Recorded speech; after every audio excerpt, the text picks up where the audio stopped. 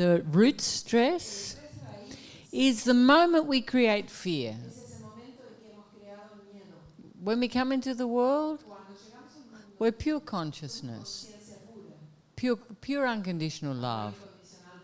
And then at some moment, that innocence breaks and we jump into our heads. And that is the root stress. The separation from unconditional love. The separation from ourselves. That's why I say that all humans are healing the suffering of self-abandonment. Because it's in that moment that we abandon ourselves. And we start looking externally for love. We no longer have that internally. We start looking for it externally. And we need to learn, instead of going out, staying in. And this is what we're reversing here. Because everything is external. The security's external, the food's external, the support's external. Everything's external. So our natural response is to control and to hold on to the external.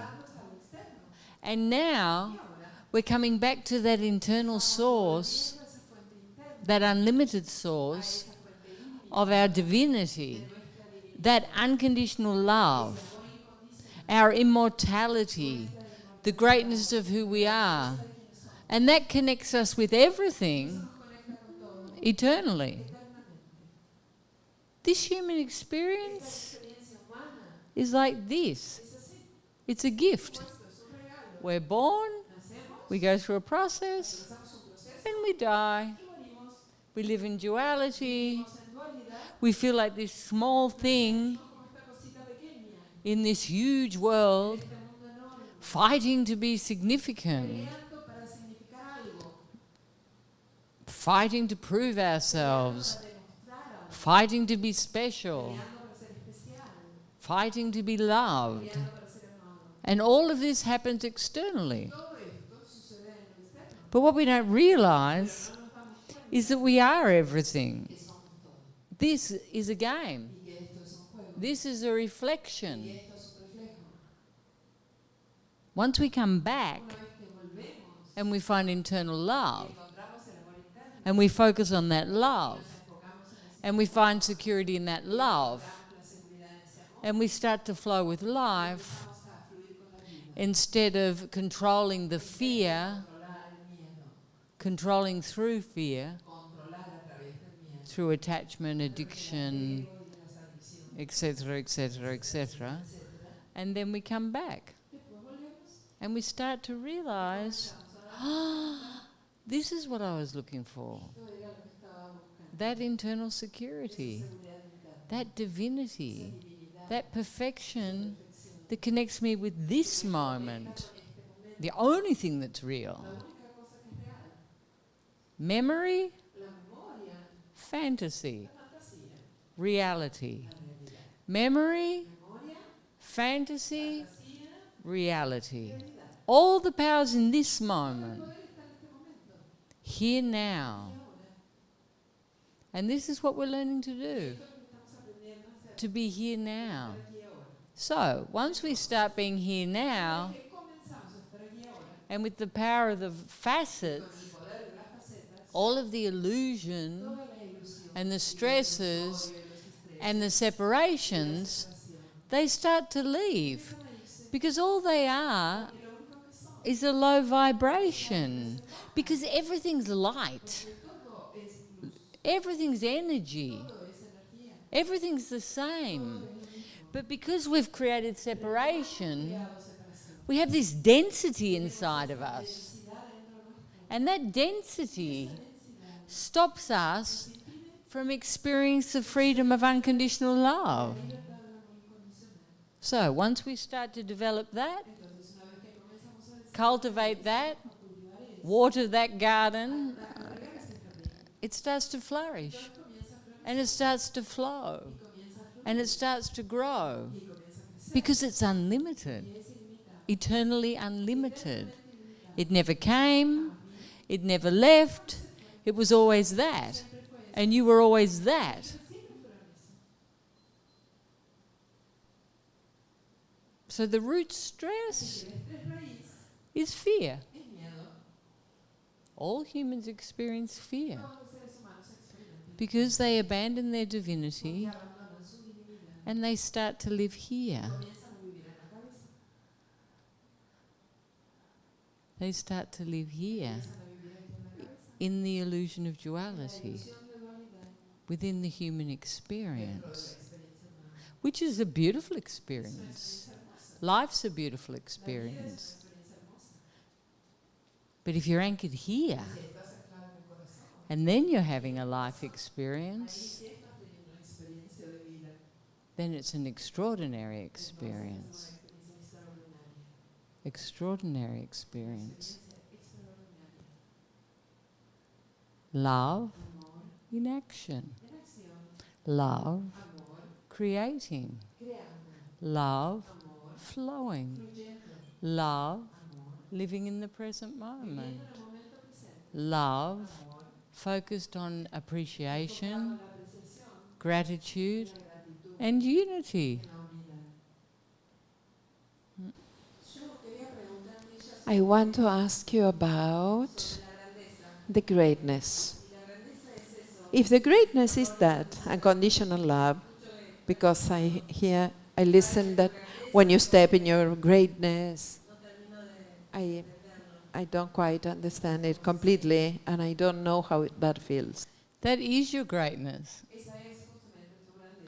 Your authentic being, your perfection, your unique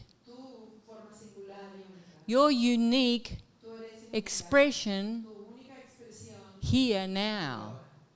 That is your greatness. All you have to be is you, but your true self, not your masks, not your ego, you. I want to ask about veganism. Since a couple of years ago, I'm vegan. And here I let go. I'm like surrendering to have milky products, dairy products.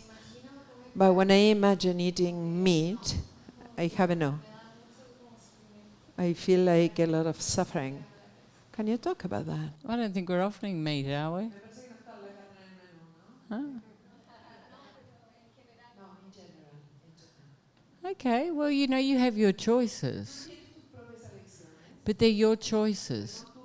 Different people have different choices. You know, the majority of us are vegetarian, but not everyone. What is it with you? It's a choice. But don't be fanatical. Like, this is good and that's bad. You know, it's a choice that you're making. And you have to be open. Because once you become fanatical about something, it loses its point. Because it's like another distraction, another addiction.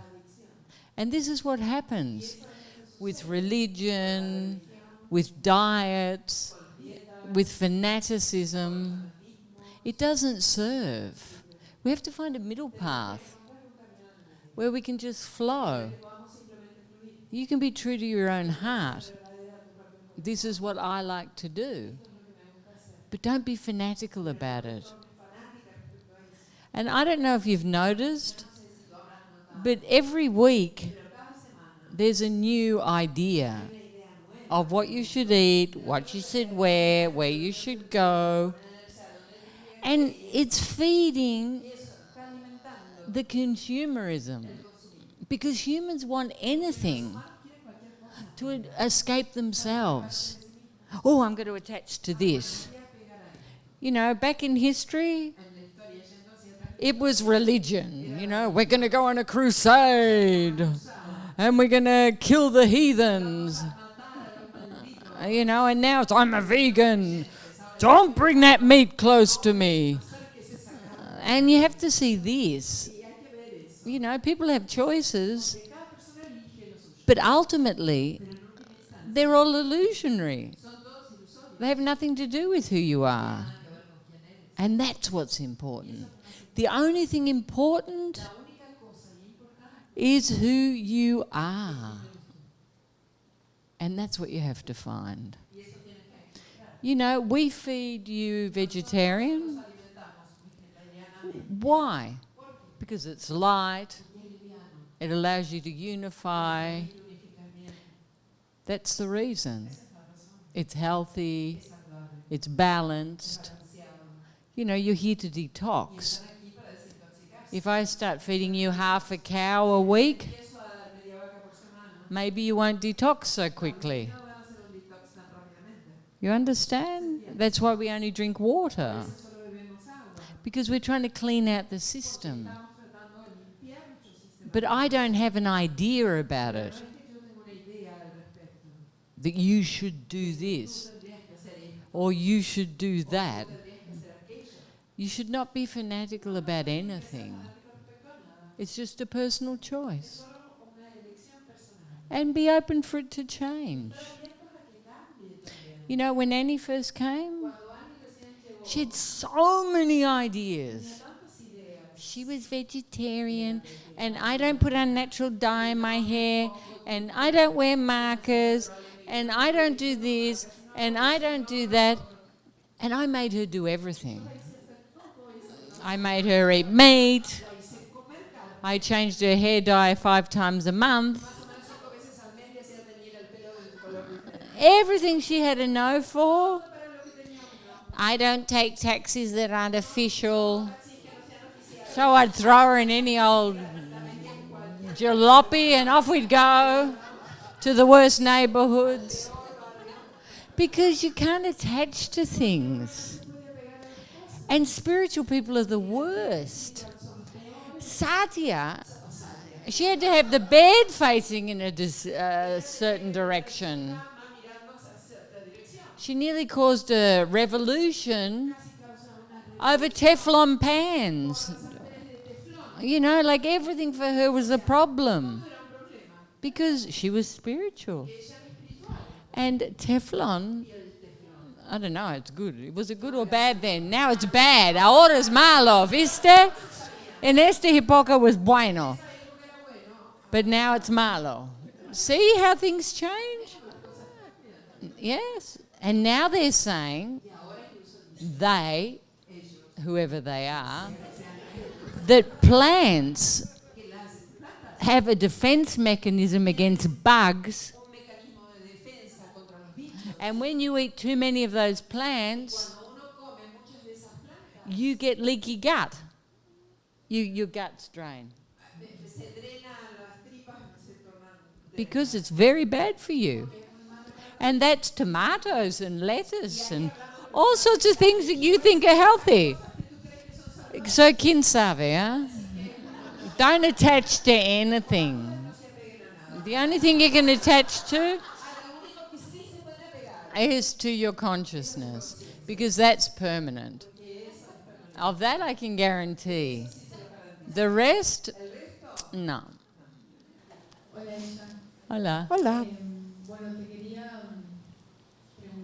I want to ask you about the trust in the process, because I'm feeling with a lot of resistance. I'm feared to everything, to the process, to the stability I'm finding, to let go of my program. Makes me feel so comfortable, the attachment to my image of my mom, that I want to do that step to be more, but I feel very afraid. Well, you know, this is the whole thing of the process. Of course you're afraid. Of course you have attachment. You know, they say that humans, they say, I don't know if it's the same people as the tomato people, but they say that humans have a bigger fear of disapproval than burning to death. So who knows? If it's that big, it's a problem, no? And that's why we have so many masks. Because we're afraid that people won't love us. But consciousness has a trick. And the trick is so powerful, it can break anything. Because once it starts to cultivate, there are certain actions that like boost the consciousness. So, if you have a fear and you walk through it and you feel, all of a sudden, it grows. You take a mask off, you're vulnerable, it grows. And this becomes very addictive because consciousness is a force. And the more it grows, the more secure you feel, and the quicker you let go of your attachments, walk through your fears. You might even eat tomatoes. But it's true. You can break anything. You know, people are always trying to give up addictions. Always trying to go through fears. And why is it so hard? Because they don't have anything to hold on to. It's very hard to let go of old habits until you have something greater to hold on to. And once you have consciousness, it's permanent and it's addictive because it's natural. It's who you are. So you want to feed it. You're going to make it grow. And during the process, sure, you'll hit difficult moments. You know, you're completely changing. You're doing 180 degrees. It's a big thing. It's a big thing. So you have to be gentle and keep offering everything back to the consciousness. It's simple. How to know if you close a cycle and how to be able to not to open up again that cycle. You know, if you're in the present moment, it's what's transpiring in that moment. You know, consciousness is always a leap of faith. But humans want guarantees. They want security. They want to be sure. And you have to let go of that. It is till it is. It is till it is. And then when it isn't, it isn't.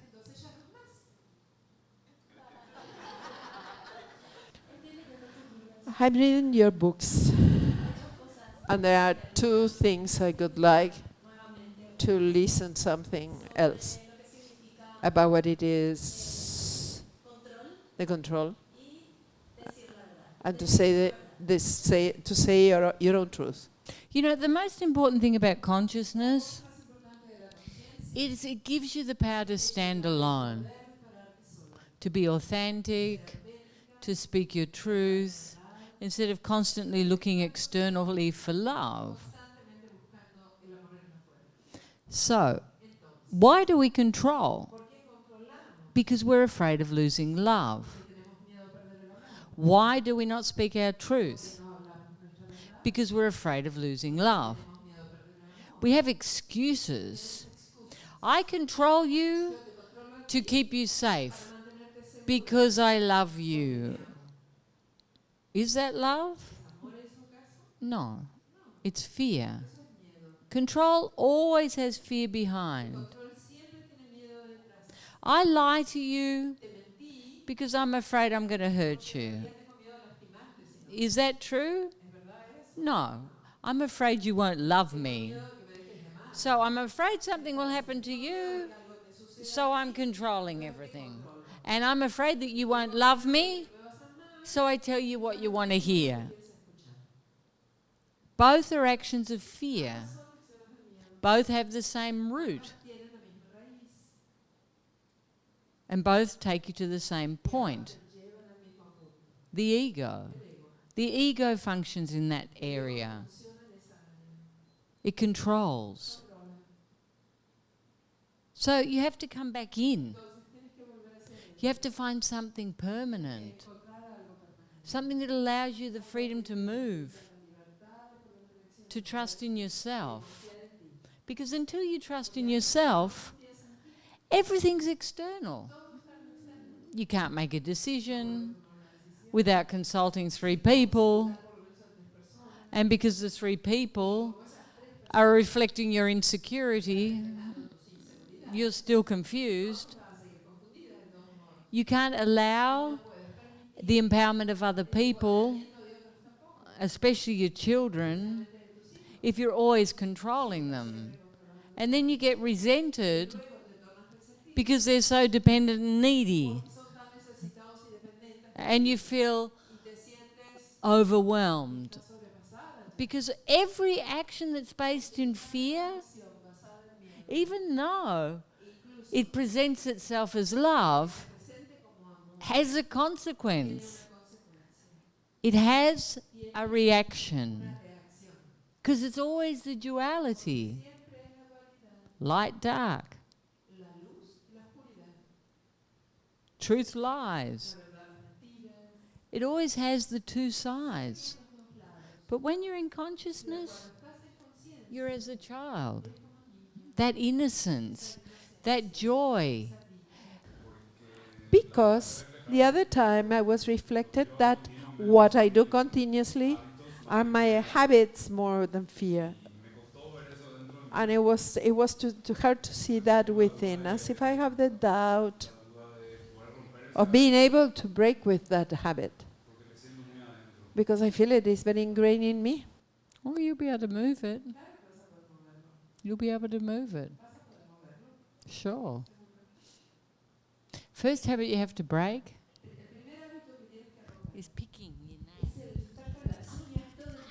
The minute you see that, you have to think, I'm thinking.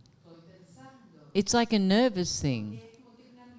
And you just need to use, and this is for all of you.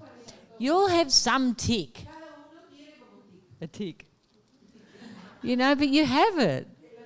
And you've got to be very present with your body. Because the minute the tick starts, you know that you are thinking. I am thinking. Oh, facet, facet, facet. Facet, facet, facet. This is how humans are never present. Always in their telephones, always absent. And the whole essence of consciousness is to be here now. It's a very rare person that lives in the present moment. And you're training to do that.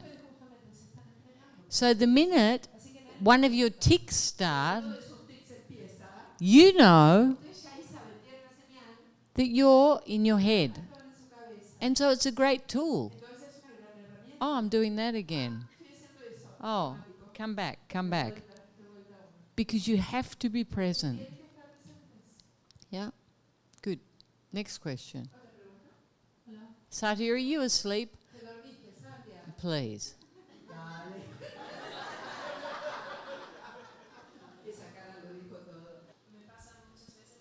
Many times happens at work, and I love what I do. I feel it's hard for me to charge, to receive something in exchange.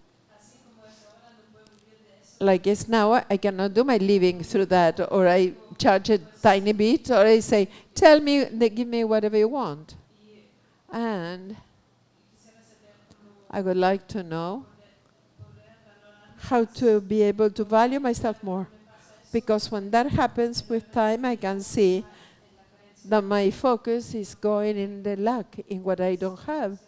And I see I don't have, but at the same time I don't value what I do, and I don't So feel what I do you deserve. do? Y entonces, ¿qué haces tú? Osteopathy and physiotherapy. And I mix it with kinesiology So you need to charge. Push yourself. None of the other ones have any trouble charging. You've got to see this. You're not valuing yourself. You don't think what you do is good.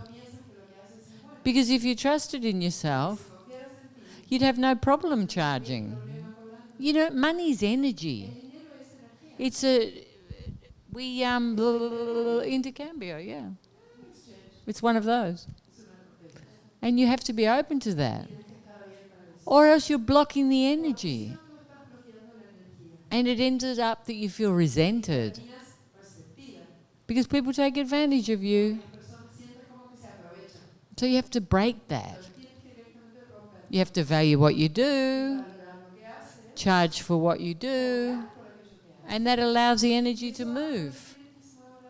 And it allows you to evolve. There's no question. You just need to anchor and charge.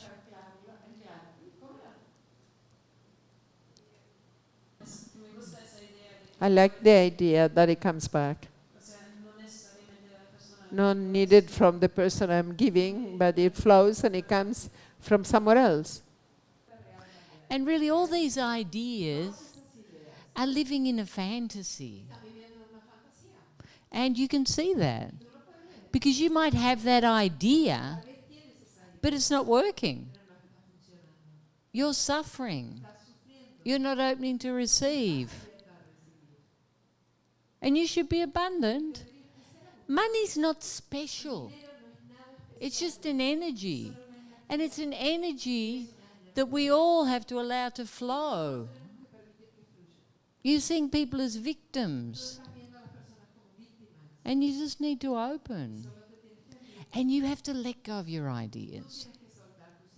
You know, I remember when I was 16, and my best friend, she worked for Estee Lauder, and which is makeup, no? Okay, and she was beautiful, and she was a model, and she had the face for Estee Lauder, and I was a feminist at that moment, 15.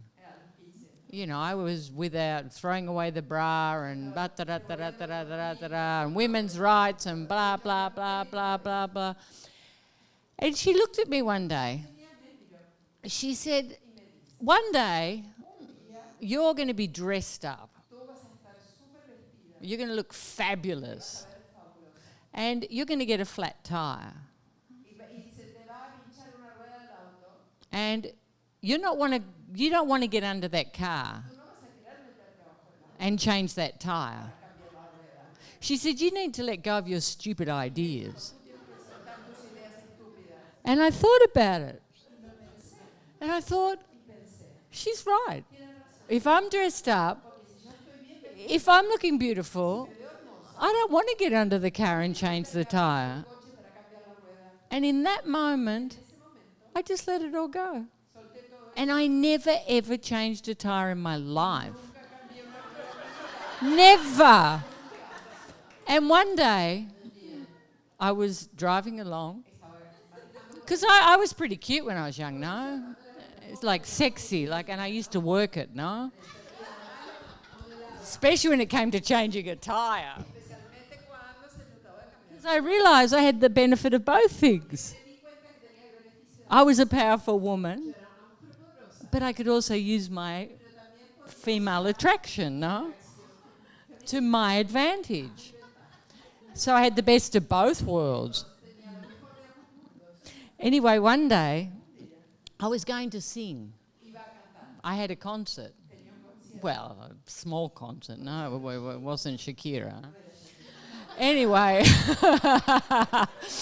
and I'm driving. And I got a flat tire. I said, I don't bloody believe this. And I got out, and there was a flat tire. I thought, what am I going to do now? So I stood at the side of the road, like I always did, looking stupid. And a woman stopped. She said, "You want me to change the tyre?" And I was like, my brain went into a meltdown, no? And I thought, this is really embarrassing. I said, and she was little too, no? Little petite thing, like little. And you want me to change the tyre? And I'm standing there waiting for a man. And I said, no, I'm going to get a taxi.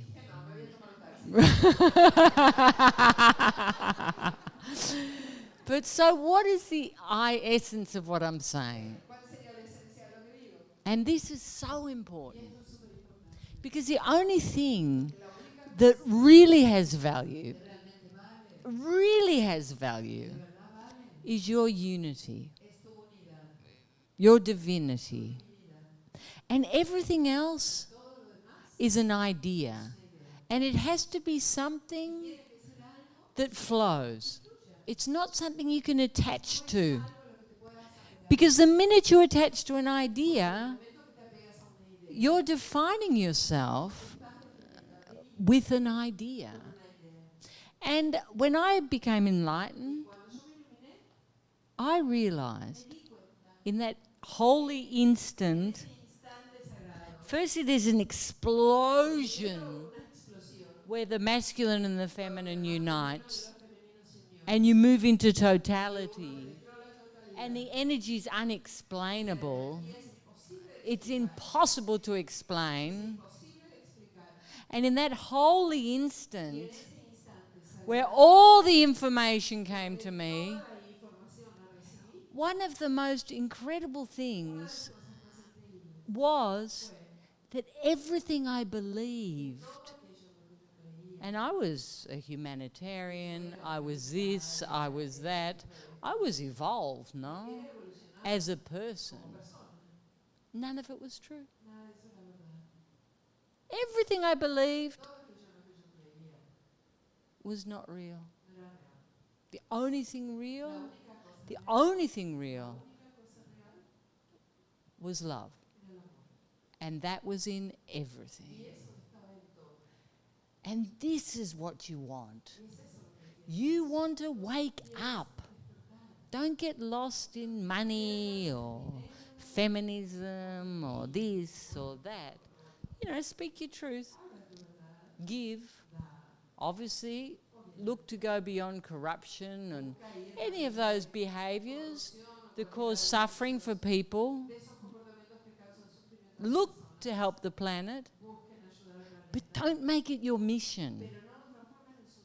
Because that mission is distracting you from your real mission. And that is to get enlightened, to feel empowered, and to empower the rest of humanity. Listo!